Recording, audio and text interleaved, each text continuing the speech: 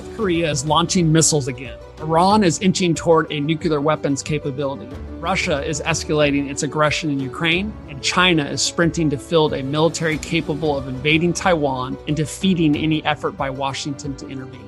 Considering this extraordinary array of threats, what kind of Air Force does the United States have, and what kind of Air Force does it need? What does the war in Ukraine tell us about the importance of Air Force capabilities? What specific U.S. aircraft should be retired, and which should be fielded without delay? What should be the role of the Air Force in sinking ships in a contingency in the Taiwan Strait? And with Russia and North Korea rattling their nuclear sabers, what about the bombers and the intercontinental ballistic missiles that the Air Force oversees that represent two legs of our nation's nuclear deterrent triad? To discuss these questions and more, I'm pleased to be joined by Lieutenant General Richard G. Moore. He's the Air Force Deputy Chief of Staff for Plans and Programs, where he focuses on building the Air Force of the future to support the National Defense Strategy. I am Bradley Bowman, Senior Director of FDD's Center on Military and Political Power, standing in for Cliff May. I'm pleased you've joined us too, here on Foreign Policy.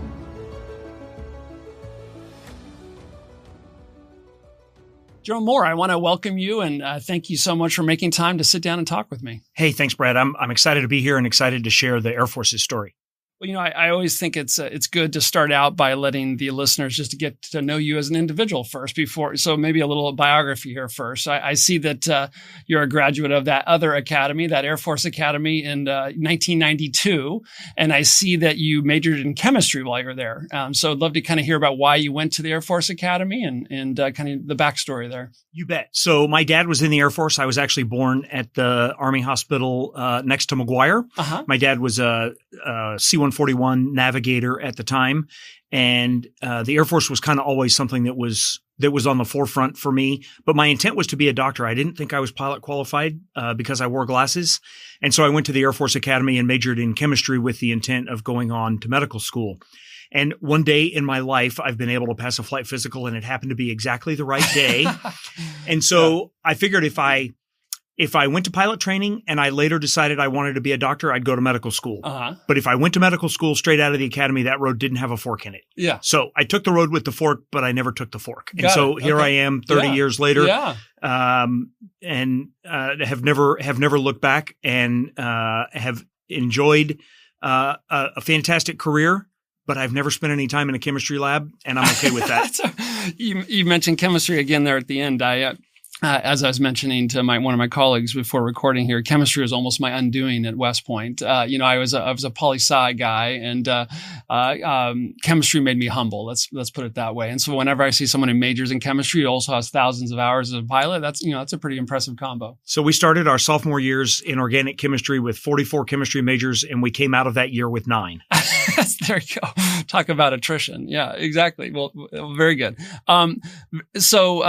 Before we kind of get to your current duty description, current job, and your current inbox, would love to just kind of start at the broadest kind of grand strategic level in terms of the national security environment that we confront as Americans. And, when I talk to, patriotic friends and relatives around the country, a lot of them kind of, it seems to me, have, the 1991 Gulf War in their mind in terms of, continued American, military superiority, the capabilities of our adversaries or potential adversaries. And I do my part from a humble foxhole to kind of try to help them understand how things are changed. But, since you're in the hot seat now and have access to information that many of us don't, just at an unclassified level, I'd love to hear your kind of general comments on the threats we confront as Americans and how they've changed over time. Well, the 1991 Gulf War is a great way to start this conversation. When we went into the 1991 Gulf War, we were ready for high-end conflict. We had about 4,000 fighters. We were ready for a war with Russia. Our pilots were getting something like 26 hours a month. Our fighters averaged about 8 years old. And to fight the war in the Gulf, we had a decided advantage, and we used it to win. Right. As we now look towards the threat that we face, it's no longer low-end conflict in the desert. It's no longer a discussion about how to use the forces that we have to great advantage. It's a very different look at a vastly more capable enemy over truly vast distances. And our force is not the same as it was in 1991. Instead of 4,000 fighters, we have about 2,000. Instead of 8 years old, they average 29 years old. And instead of 26 or so hours a month, our fighter pilots are getting about 7. And we are ready for war in the desert. We are not ready to confront a peer adversary over the distances involved in the Pacific. And that is the task before us. The task that we have is to make ourselves ready to confront China, to defeat Chinese aggression if we have to. And the size of that task is greater, I think, than most people appreciate. We'll come back to those numbers that you conveyed there. I think those are very powerful and speak volumes. Half as large a fleet that's more than 3 times older, with our pilots getting a fraction of the flight hours, is what I heard you say there. We'll come back to that in a second. But I was looking at the testimony earlier this year of the Secretary of the Air Force and Chief of Staff of the Air Force to the Senate Armed Services Committee, and one sentence in their prepared testimony jumped out to me. Let me just read it now. It says, "We must be ready to mobilize against a peer competitor who has spent decades researching and developing the means to attack the systems and infrastructure we depend on to go to war through cyber and non-cyber means." I suspect they're referring to China there. China, as many of the listeners will know, has a hostile ideology, has an economy that rivals ours, and is using that increased wealth to undertake the most significant military modernization effort in the history of the People's Republic of China. And so any specific comments, General, on China in particular? It's both words and actions with China. Xi Jinping has said that he wants his army to be ready by 2027 to undertake a reunification of China. And the actions that he has been taking over the last couple of decades certainly indicate that he's committed to that. We have spent the last couple of decades fighting a counterinsurgency warfare. China has spent the last couple of decades modernizing for high-end warfare. That goes for everything from the Air Force, the rocket forces, cyber, space, their nuclear enterprise, their ships, the quantity of them, not just their capability, but also their capacity. All of those things have been on the rise. And I think if you use one portfolio as an exemplar, the fighters that they've produced are pretty good and they're a challenge. But what they really have done very, very well is develop and spiral missile technology much more quickly than we have over the last 20 years. And I think that's a great demonstration of their commitment to this. This is not just rhetoric. It's backed up by actions. The rhetoric, though, is there as well. Yeah, and that's a great point. And I would just add quickly before moving on is that the head of Strategic Command, this is the combatant command that oversees our nuclear deterrent, talked about a strategic breakout that China was conducting that he called breathtaking. And I think that's important to consider that they're, as you said, they're not only saying things that are concerning, but they're backing it up with actions, preparing to potentially employ some of these capabilities in the future. I hope not, but we have to be ready. So transition, if I could, General, to your current position. You've had a prestigious career. You're a 3-star general in the Air Force. You've had lots of different commands. You're at 4,000 hours in a variety of different aircraft. But currently, you're the Deputy Chief of Staff for Plans and Programs in Headquarters, U.S. Air Force. What is that position, and what's your day job there? First of all, it's very exciting. It's a great position, and I love the work that we do. In the 8, we have kind of 2 things that we do on behalf of the Air Force, the Secretary specifically. The first one is the 5-year program.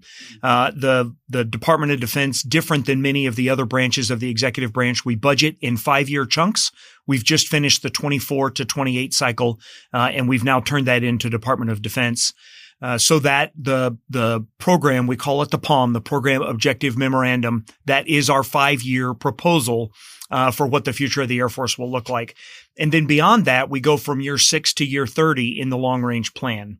And it certainly doesn't have the fidelity that the program has, but it is an indication of what we think in terms of capability, capacity, modernization, force structure, manpower, all of those things that it takes to build the future force. They are laid out in the plan to demonstrate where we believe the trajectory of the Air Force needs to go. So those are the 2 things that the 8 focuses on the most intently. And we are very proud that we have the impact on the future force that we do via the resourcing side of government bureaucracy. That's a great rundown, and you can hardly read a document in DC or talk with someone without someone using the word strategy. It's an often used term, and sometimes I think people don't really understand what we mean by it. And the most basic definition I have of strategy is essentially the coordination of ends and means. And to me, that's the essence of what you're doing. You're identifying an objective, the kind of Air Force that we as a country need, and then you're trying to bring along the means to make that a reality. I don't know. Is that an oversimplification of what you're doing? No, I think it's exactly accurate. And kind of the way I would lay this out is we have a strategy. We have both a national security strategy and a national defense strategy. We know what it is our nation wants to accomplish, but you can't budget for a strategy. Right. You can budget for a list of items and you can put more or less money against them, and you can do that sooner or later in the planning horizon. But you can't bake a thought or a concept or a strategy into a budget.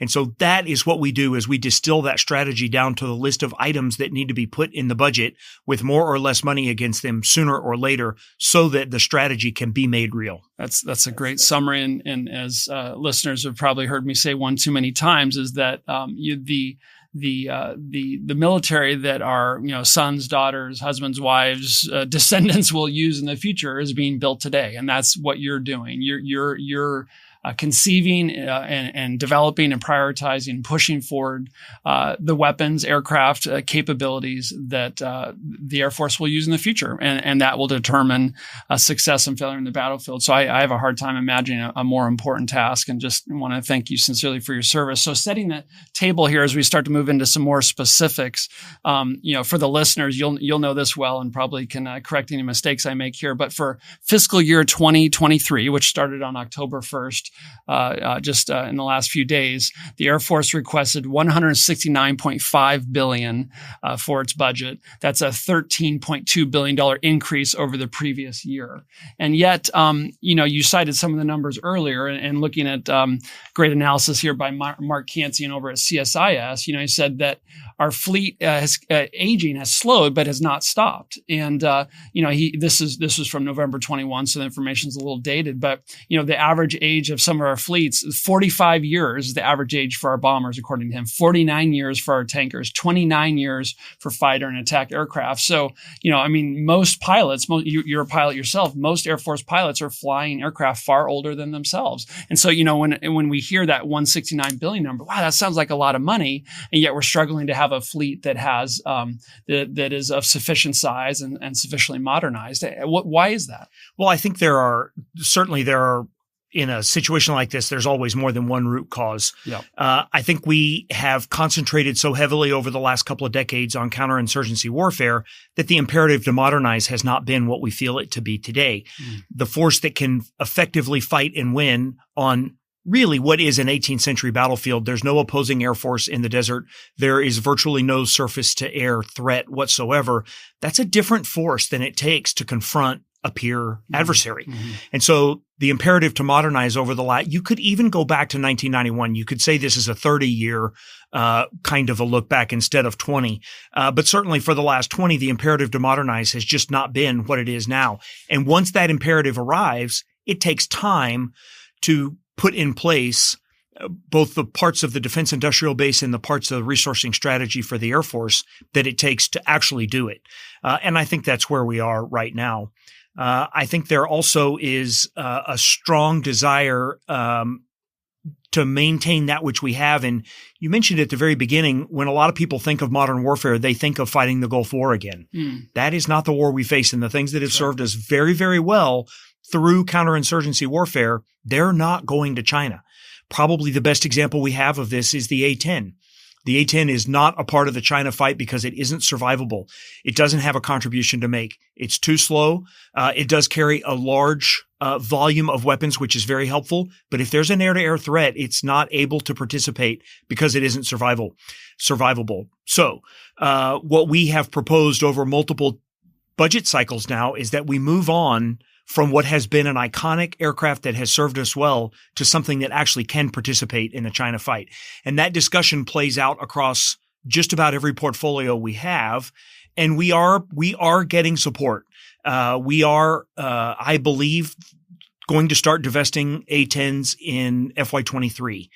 And it's time that we move towards a force that will allow us to achieve the ends envisioned in the strategy.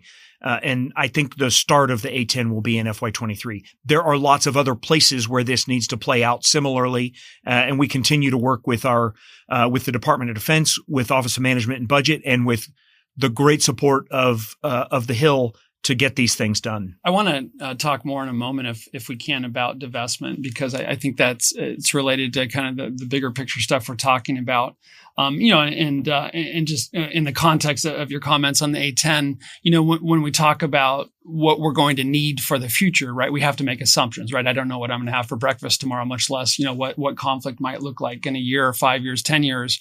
To what degree do our inability to precisely predict the future, does that or should that inform what aircraft we keep in the Air Force inventory? Can we be confident we're not going to be back in a Middle East context for sure? Can we be confident, or do you just have to make the best assumptions and mitigate risks where you can? How do you think through that? So the assumptions that underlie this are the same assumptions that underlie the strategy. Mm-hmm. And the National Defense Strategy is predicated on the assumption that the thing we need to be prepared for is to defeat Chinese aggression. Yeah. So we have with clarity an idea of what the future force needs to look like. If you build a force that can fight low-end warfare, you cannot take it to a high-end fight. Yeah. If, however, you build a force that's capable of winning a high-end fight, mm-hmm. it can also fight low-end warfare. Yeah. It's a lot more expensive than it ought to be, and it isn't the force that you would build if you knew that counterinsurgency warfare was the end you have in mind. Yeah. But if you build a force that's capable of low-end warfare, it doesn't help you in the event that you find yourself in a high-end fight. And not just the rhetoric, but also the actions are there to indicate that China is preparing for that fight, and we have to do the same. Yeah. Thank you. The list of aircraft, and you've touched on some of them, including the A-10 already, that the Air Force would like to divest, a fancy term in Washington for retire. It's a long list. You mentioned the A-10s. There's also the these are full or partial divestments, to be clear. F-15E, E-3, airborne early warning aircraft, KC-135 refuelers, an aircraft that you've flown in the past, F-22 Raptors, C-130, E-8 J-Stars that help detect ground movement, enemy movement on the ground, Global Hawks, and Reaper drones. So it's a long list. And looking at, again, back at Mark Kansian's analysis in terms of the aircraft inventory size, it appears to me, and you'll correct me if I'm wrong, Jen, the low point for the size of the Air Force was around 2010, and it's kind of come up from there a little bit and leveled out. And there's this question in military circles and something I've dealt with through the years is capability and capacity. You're talking a lot about, I think rightly, about capability. Do we have the modern capabilities to make sure that our airmen do not confront adversaries with more advanced capabilities? We want to have the most modern, best aircraft equipment possible. But as you'll know better than me, we also need to have enough of them and capacity. And so it's this constant trade-off between do we have enough and do we have enough modern and so how do you think through how low is too low? How small of an Air Force is too small as you're trying to make a good faith effort to create budget space for modernization? It's a fair question. I would say how small of an Air Force is too small, we probably would look at it from the other direction. What we would say is at what point do you have a sufficient force to go forward? And so that involves capability and capacity, as you've discussed. It also involves force structure. It also involves manpower. It involves a wide variety of foundational investments that it takes to make the force ready to go with the proper capability and capacity. Mm-hmm. And so that balance is a challenge. And in this budget cycle in 23 and again in 24, the Secretary has focused very, very sharply on closing the capability gaps that exist in a warfight against Chinese aggression. And so what you'll find is a strong preference for capability. Shortly behind that is capacity. And if you think about, as we've discussed a couple of times here, what it takes to confront a peer adversary, mm-hmm. when you find a gap in the capability needed, you have to fill that gap or you will not have an end-to-end ability to dominate and, if necessary, win. So that's what we focused on. Behind that, you have to also be able to do that in quantity sufficient to get to the end of the fight. It's not enough to be able to win the first night if you're then out of capacity. So certainly both of these are a part of the discussion we have in the 23 and again in the 24 budget cycle focused on capability, specifically on closing the key gaps in a fight against Chinese aggression. Thank you. As you're trying to link ends and means with the budget that you've been given, it occurs to me that inflation is an important consideration. Would love to just hear your thoughts on how you're coping with inflation and how that's making all your tasks more challenging. Yeah, inflation is a real challenge, and both the administration and the Hill have been very, very helpful in mitigating the impact of inflation. But it is a real influencer on how far our dollars go.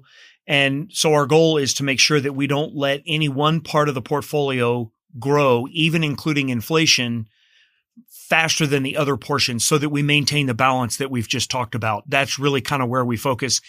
Office of Management and Budget publishes tables that we use to predict inflation. And so inflation kind of is what it is. What we that are responsible for is making sure that we keep the balance within the portfolio about where we think it needs to be. And Mackenzie Eaglin at AEI has done a lot of great work on this, and she's talked about how in her, I don't want to mischaracterize, but how in her analysis, DoD often has an inflation level that's actually higher than the larger economy. Is that been your experience as well? It has been, particularly in the large accounts. The largest single account that we have is the military personnel account that pays for folks in uniform. That account grows faster than the rate of inflation, and it is about 20% of our overall portfolio. And then shortly behind that are the investment accounts. That's where we buy modern things. Yeah. Those have marginally outpaced inflation.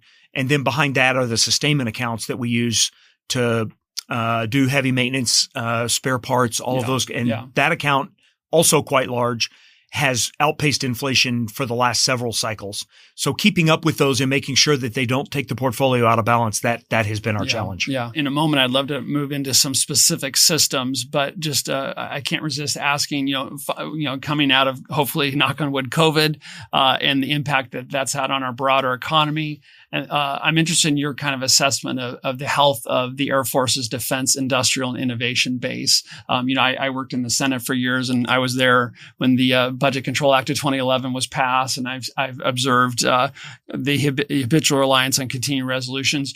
How healthy or not healthy would you say is the Air Force's domestic defense, industrial, and innovation base right now as you try to connect these ends and means as we've talked about? So I think the defense industrial base is still struggling to come out of COVID, and specifically what they're struggling with is the supply chain.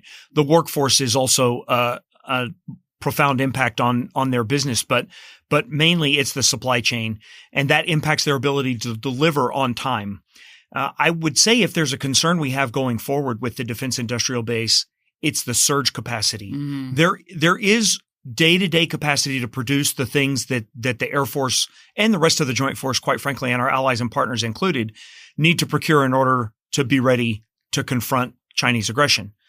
There is not surge capacity. In the event that this happens and we have to surge and we need to replenish our stores rapidly, that is probably our biggest concern. It's just simply not still resident in the defense industrial base. Hopefully we will manage the procurement accounts between now and the time that this would occur, that a surge won't be necessary. But I suspect that when the time comes, there'll be no way to do this absent a surge, and that'll be a challenge. That's such an important point. And as you know better than me, once there's a conflict there, it takes time to get the people trained, to create the industrial capacity, and there's a lag time. And a lot of listeners will have seen that kind of playing out in the context of Ukraine, right? We want to get a lot of capabilities to them quickly. To do that, we've taken some stuff out of our own inventory. It's been called Presidential Drawdown Authority. But as that kind of comes to an end for a variety of reasons, we're having to put these things on contract, and we're seeing the delivery dates kind of being pushed out farther into the future. And that's just a very tangible example of where we want to provide a certain capability. But, in the end, it comes down to how fast can we produce these systems, these weapons.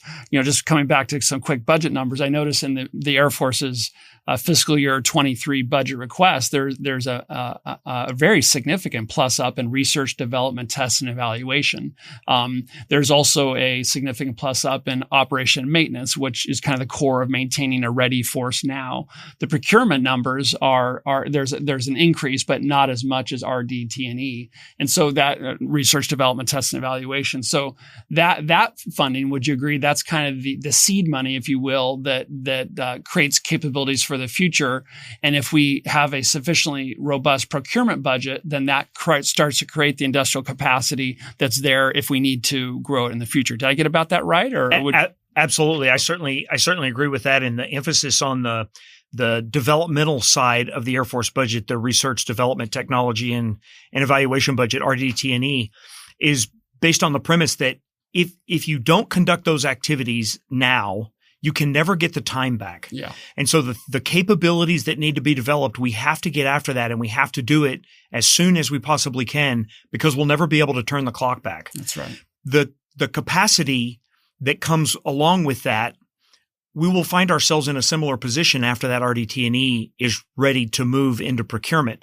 But for right now, what we have chosen to do and what the Secretary has asked us to do is make the capabilities that we need ready to go. Mm-hmm. And when the time comes, we'll assume the money will be there to procure those things that we need to procure. But if we don't do the development now, it'll be an opportunity that we can never get back. And you won't even have the option because it won't be there. And that's such an important point. And I'll make an assertion here in general, and you can correct me if I get into details wrong. But we have all these wonderful RD research, development, test, evaluation programs underway.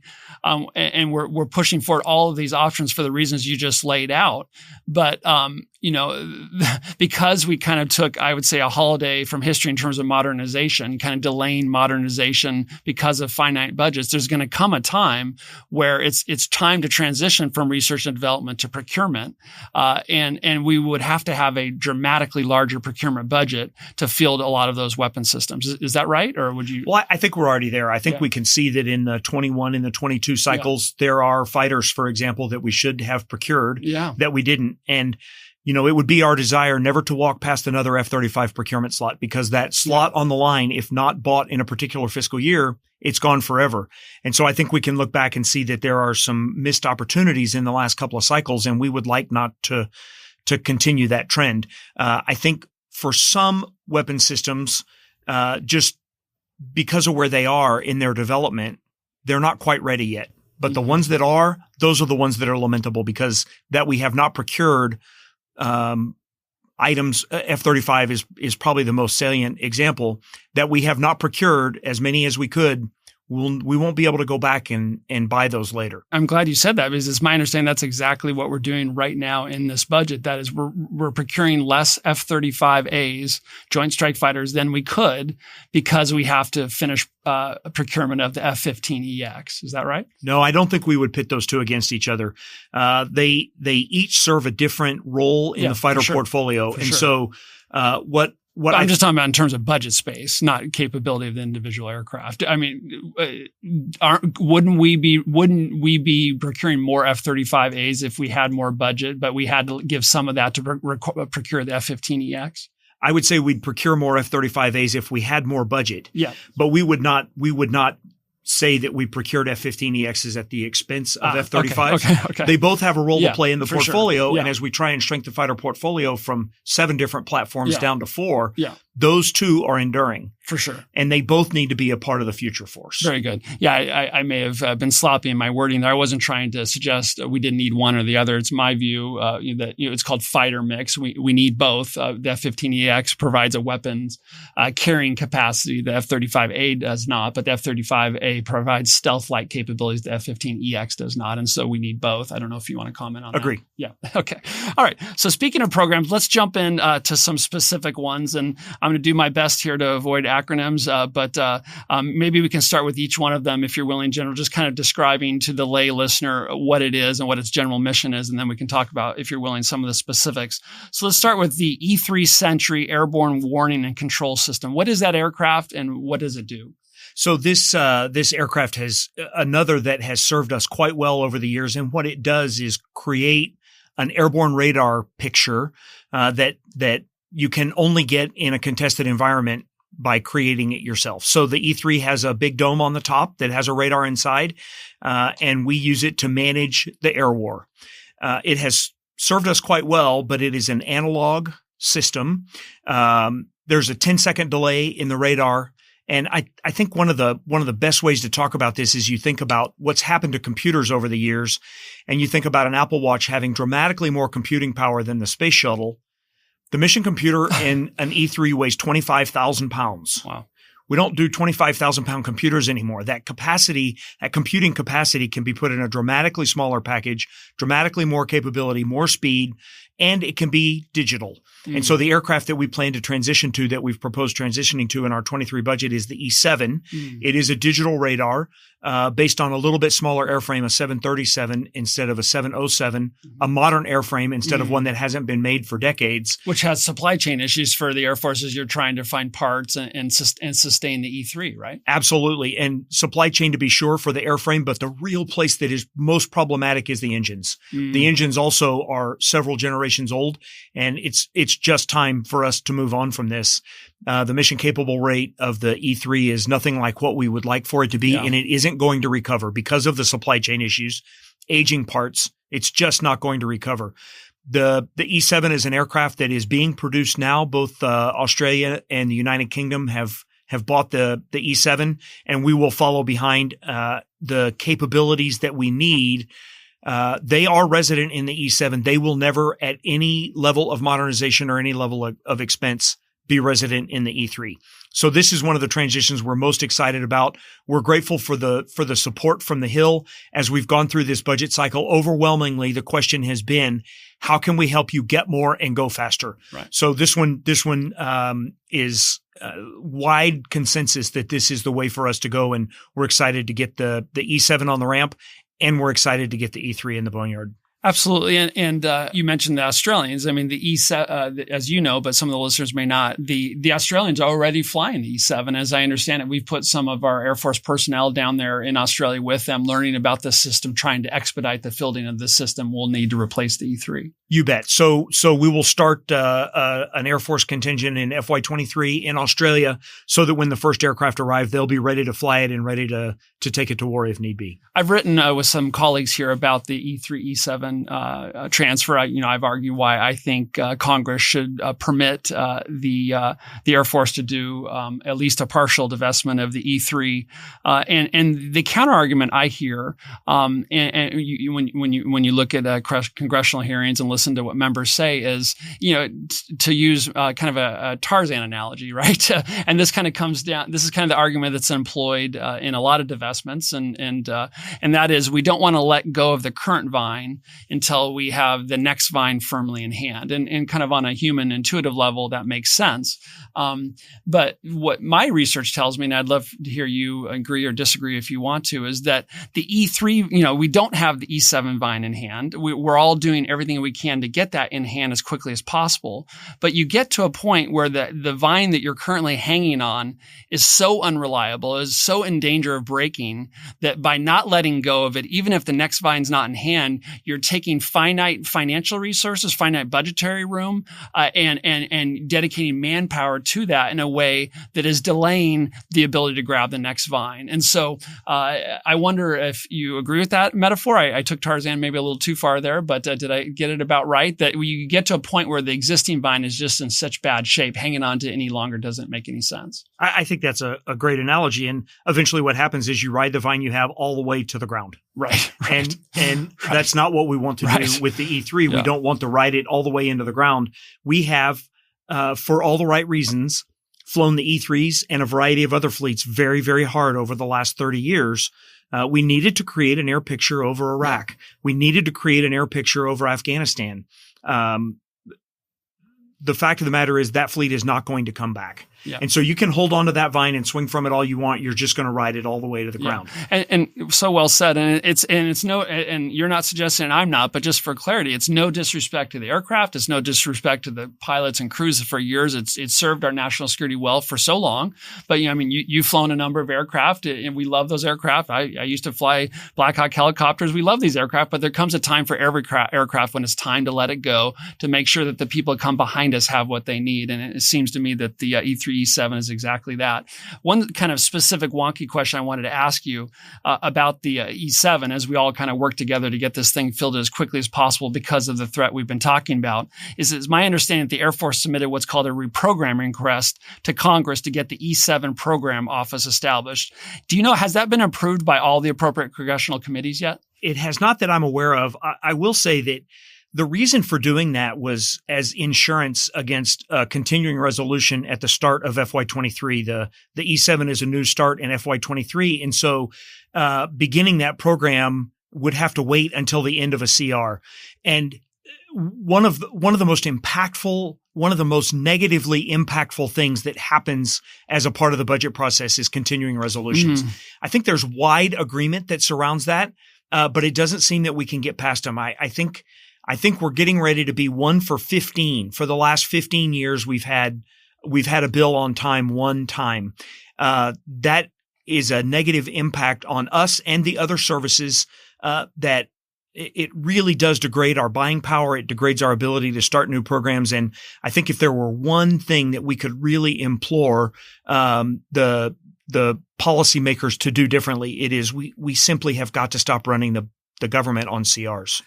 Yeah, you're preaching to the choir on that one, and I was going to ask you about that earlier, and I'm so glad later, and I'm so glad you brought it up. Working in the Senate, if I had $1 for every time we called up, a senior officer like yourself or a political appointee before one of the Armed Services Committee and berated them about going too slow on this or that program or wasting money on this or that.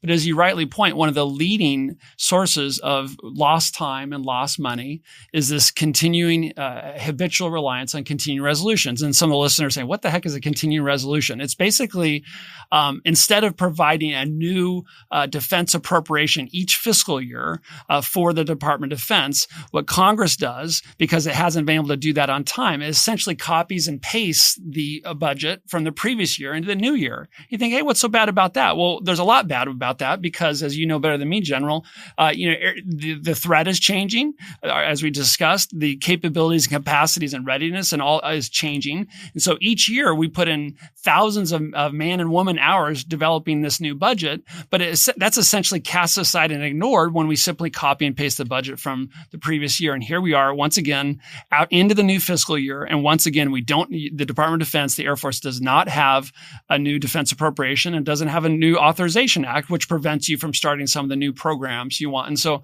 as I kind of zoom out, we can sometimes act like our adversaries or potential adversaries are 30 feet tall. They're not.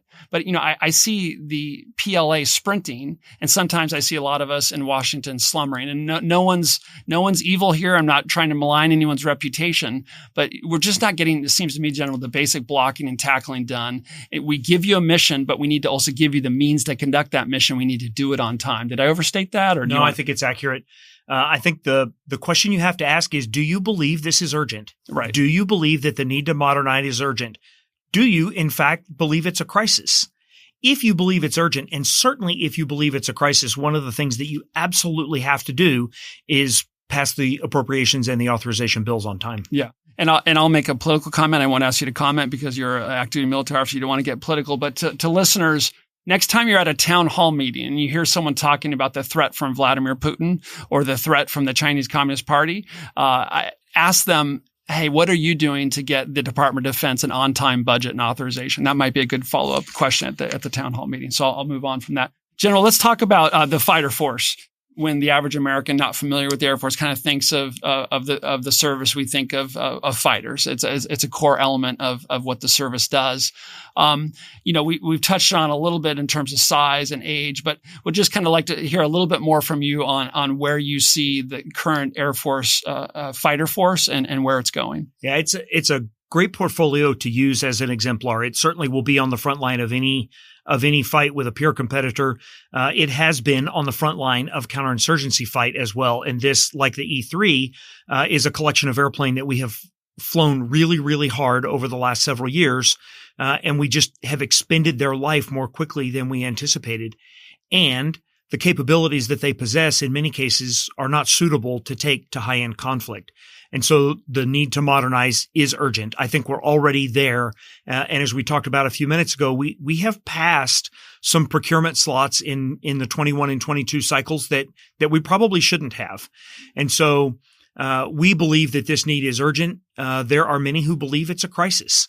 And so what we will endeavor to do is modernize this fleet as quickly as possible. And one of the ways that we anticipate doing that is drawing down from 7 different types of fighters down to 4 so that we can concentrate on those that are the most impactful in a peer fight.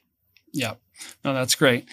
Anything that you want to say regarding the F-22, and maybe just start with for listeners, what is the F-22 and what's kind of the decision space right now related to that aircraft? Sure. The F-22 is one of the parts of the future force that is most important to us. It is the aircraft that gains air superiority.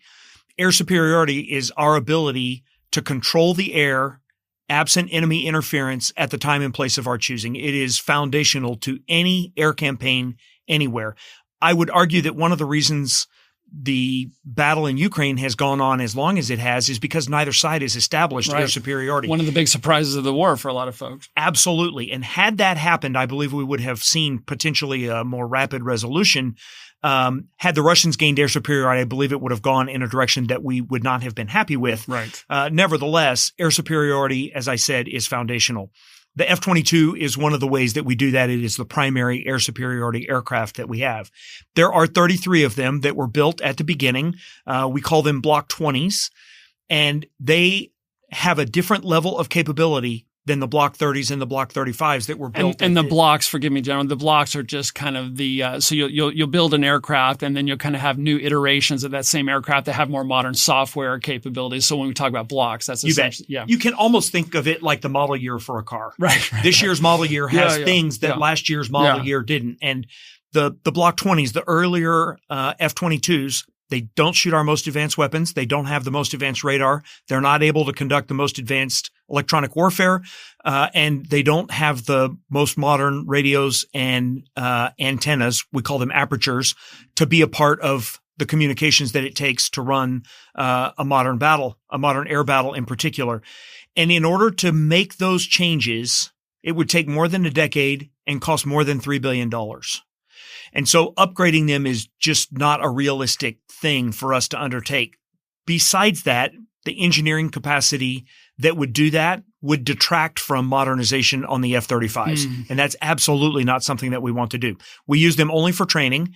However, because they have not kept pace with the Block 30s and the Block 35s, there are a lot of aspects of training in the Block 20 that are negative learning. And when our pilots go from Block 20 F-22s into their operational units and start to fly Block 30s and Block 35s, the first thing they have to do is unlearn a lot of the things. You want to train the way you're going to fight. And if you're training on an excessively older aircraft, you're actually learning bad habits that hurt you rather than being neutral. Absolutely. Yeah. Absolutely. And so when you consider the resources that we could transition to the next generation of air superiority fighters, which is next generation air dominance, which will be a mix of manned and unmanned aircraft, correct? We'll have to see how that turns out. And about the only thing we can say about next gen air dominance in polite company is it exists and it is flown. Okay. So those are the two things that we can certainly confirm. Nevertheless, the F-22 Block 20s, they have served us well, but it's time to move past that, and it's time to put our pilots into a training situation where there's not negative learning involved. We get a couple of typical things that people are concerned about. One of them is, well, aren't you just taking Block 30s and 35s out of the combat rotation so that you can do training? There is some of that, although the amount of training that it takes is less than with the Block 20s because there's no unlearning that needs to occur. When we train folks in the Block 30s and 35s, they're ready to go when they get to their operational units. And this, we believe, is a trade that makes sense, especially given the ability to transition resources to next gen air dominance. The other thing we hear is, well, I'd a heck of a lot rather go to war in an F-22 Block 20 than a lot of other things we have. Yeah. Good luck. No advanced weapons, no advanced communications, no advanced radar, no advanced electronic warfare. Anybody that wants to go to war on a machine that has those limitations, we wish them well, but it isn't going to turn out in their favor. It's time for us to move on. And this will be the first 5th generation airplane that we've put in the boneyard. There is some emotion associated with that, and we understand the concerns. We have thought long and hard about how to do this, and we believe that this is the time. No, thank you for that. One last question related to fighters, and as you know well, we procure these aircraft not for their own sake, but because they provide effects on the battlefield, and those effects can broadly be categorized as suppression of enemy air defenses for obvious reasons, air interdiction, the ability to strike targets kind of deep, close air support, the ability to strike targets where friendly and enemy forces are close, air superiority, think dogfights, but also as I look at kind of a Taiwan scenario in an unclassified context. It seems to me one of the most important things we as Americans need from the U.S. Air Force, maybe arguably the most important thing, is the ability for our Air Force to sink ships. Anything you would comment on about that? So we agree, and the Secretary in particular agrees. All of the missions that you outlined are missions that the Air Force has to undertake, and we have to be good at all of them. But as you've rightly pointed out, if you look at this specific scenario and the way of achieving the strategy, it is strongly dependent on the ability to sink ships. And I think you'll see over the next couple of budget cycles a shift, potentially a dramatic shift towards that capability, not just for the Air Force, but for the entire Joint Force. No, thank you. And of course, the aircraft aren't the ones sinking ships. They're sinking the ships with munitions. And I'm thinking of what we were discussing earlier about industrial capacity. And it's my general sense, again, all at the unclassified level here, that we don't have the inventory or the industrial capacity we need to produce these munitions. Can you say anything in general about what we're doing to increase the inventory of munitions that we could use to sink ships and to create the industrial capacity that we might need to make sure that we have the replenishments coming in that we might need? Yeah, and this gets back to this discussion that we've had a couple of times about whether we're fighting the Gulf War in 1991 or whether we're fighting Chinese aggression in the late 20s or early 30s. And the fact of the matter is the weapons that we procured for the Gulf War, doubling down on that is not going to get us past a fight against Chinese aggression. We will have to move to dramatically more advanced weapons. And so we are working within our portfolio to both develop those weapons and procure them at a rate that will allow us to make it through a warfight against Chinese aggression. So this is a part of the portfolio that we've paid a lot of attention to. You will see a lot of attention to it in the next couple of budget cycles as well. It is every bit as important as you've asserted, but pure capacity is not enough here. Pure capacity won't do it. It has to be the right kind of capacity. It has to be capacity that has the right kind of capabilities for this particular fight. Yeah, very good. Thank you. All right, moving to our nuclear deterrent, obviously with Vladimir Putin's saber rattling in the context of his unprovoked aggression in Ukraine. Nuclear-related issues are on the minds of a lot of Americans. Whenever I hear concerns about this, one of the first things that I say is we should make sure that our nuclear deterrent is strong as can be so that all of our adversaries understand that it would not be a good day for them were they to initiate a nuclear attack against us and our allies. As you know, but some of the listeners may not, our nuclear deterrent has 3 major elements. We call it a triad. We have the intercontinental ballistic missiles that provide a very reliable element to our nuclear deterrent. We have bombers and we have submarines, which launch submarine-launched ballistic missiles. And the whole point here is to create dilemmas for our adversaries that are difficult for them to solve so that they don't try the nuclear aggression in the first place. That's essentially deterrence. And I would just note, you know this, but again, the listeners may not, the Air Force is responsible for 2 of the 3 elements of our nation's nuclear triad. Obviously, this gets classified very quickly. We want to stay well away from all that. But just in terms of the value that these 2 legs provide, the need to replace our existing capabilities, and generally speaking to the degree you're comfortable where we're at on the modernization programs, we'd love to hear you talk about both our ICBM leg and the bomber leg. Yeah, and I'll kind of add a 4th part to this, and that sort of fills in the center of what you could think of as a triangle, and that is nuclear command control and communications. Thank you. And the Air Force does about 70% control. Because if you don't stitch them together with command and control, or if it's vulnerable to attack, then you got a real problem. That's right. A very serious problem. And so all 3 legs of the triad and our nuclear command control and communications are being modernized. And that modernization is proceeding. It is proceeding at a satisfactory rate. I think we would all say we could be okay if there were a little more margin in the transitions from the older weapon systems to the new ones. But nevertheless, you'll see that all of the development and all of the procurement it is all funded properly. And this is something that this happens first as we build the budget. We make sure that the nuclear portfolio is properly funded, and then we move on to everything else. So I think we're comfortable with how this is going. We would like for there to be a little bit more margin. And just a little bit more detail for the listeners, the ICBM leg, the intercontinental ballistic missile, the current weapon there is the 1970s era Minuteman III. It's capable. It provides an important deterrence. But again, in my view, it's an example of something where we've waited a little long to modernize it, and it really makes what the Air Force is currently doing, a strategic deterrent or the Sentinel program, very important. Yeah, so the three fundamental tenets of this enterprise are safe, secure, and reliable. The Minuteman IIIs are safe, secure, and reliable. Yes. I've been to Malmstrom and been into the missile field. I am amazed at what young airmen do to make sure that weapon system is safe, secure, and reliable. But you mentioned it was a 1970s era weapon system, and when it was designed in the 1970s, it was designed for a 10-year life. Right. The Sentinel missile that we're designing now is designed for at least a 50-year lifespan, and it will be a dramatic improvement over what we have with Minuteman III. It will, however, be based on those three fundamental tenets: safe, secure, and reliable. The bomber leg of the triad and the new capability that the Air Force is attempting to bring online is the B-21 Raider. Anything you'd like to say about that program? Yeah, we're excited about how the B-21 is progressing, and we're looking forward to rollout in first flight here coming up. And the bomber portfolio is one that we're looking to kind of compress as well. We have, as the B-21 comes on, 4 different bombers. We will bring that down to 2, and the enduring portions of the bomber portfolio will be heavily modernized B-52s, and as you mentioned, the B-21 Raiders. So that portfolio, I think, is in good shape, and we're excited about where it's headed.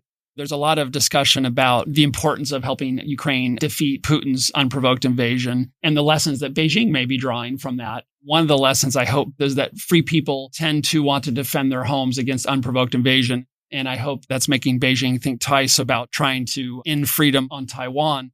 One lesson that I think we need to be mindful of is if we allow Putin's nuclear saber rattling to make us back down in providing Ukraine the means that it needs, I do worry that Beijing could come to the conclusion that they could initiate aggression against Taiwan, rattle their nuclear sabers, and then get us to back down. So to me, this is just another example where we need to be making the investments now to make sure we have the nuclear deterrence capabilities in place later, so that Beijing doesn't think they could do just that, initiate aggression, rattle their nuclear saber, and then convince American leaders, politicians to back down.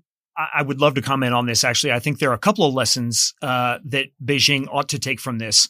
The first one is the world reaction to the initial aggression from Russia in Ukraine was very, very strong. It's not just free people that want to defend their homeland. It's free people that want to see free people defend their homeland. And the world has come on very strong. Right. As nuclear saber rattling has become a thing in the last couple of weeks, the reaction from the world again has been very strong. Right. And I think this is something that Beijing should pay attention to. The world is not going to allow that kind of a situation to develop. And the alliance that's present in Europe, I think, is an important part of this as well. And you saw the president in the news clips this weekend say that we will defend every single square inch of NATO. He was unequivocal about how the alliance will respond in the event that they're challenged by Russia. So I think that Beijing ought to take a lesson for how the world has responded to this, for what that's worth. It's worth a lot. No, thank you for that. Well, General, I could go all day. I love this stuff, but I'm mindful of the time. I do want to give you an opportunity to add any last comments that you'd like to add. Yeah, I appreciate that. I'm grateful for the time, and I'm grateful for the ability to tell the Air Force's story. I'll add one more little discussion a little reprise on the air superiority discussion. Yeah. This is another lesson that both we and Beijing have likely taken from the Russia-Ukraine conflict. And that is the length of this conflict, seems to be increased by the fact that neither side has achieved air superiority. It will be imperative in the event that we have to defeat Chinese aggression that we are able to establish air superiority. We're mindful of that, and we're building a portfolio that will be able to do that. But I think that will be it is an important lesson that we all need to pay attention to. It's not as simple as saying if we had better artillery, this would be done by now. That's just not what we believe. What we believe is that the reason this has gone on as long as it has is because nobody's been able to dominate from the air. I agree with you. Often in Washington, I observe each service trying to say that, hey, my service is providing the one essential capability. And what I hear you saying is that it's a joint force and that, again, we want to create as many dilemmas for our adversaries as possible. And we often think of the European theater as an army theater. But your point is the air domain has had impact on the ground, of course, but also on the overall conflict. And I would make the same argument in the Indo-Pacific, right? If I have to prioritize resources in the Indo-Pacific, I, for one, would prioritize the Navy and the Air Force. But I'd also add that the Army has an important role in logistics and air and missile defense and other things like that. Yeah. And it does take the entire joint force. I'll leave you with a Hap-Arnold quote from 1942.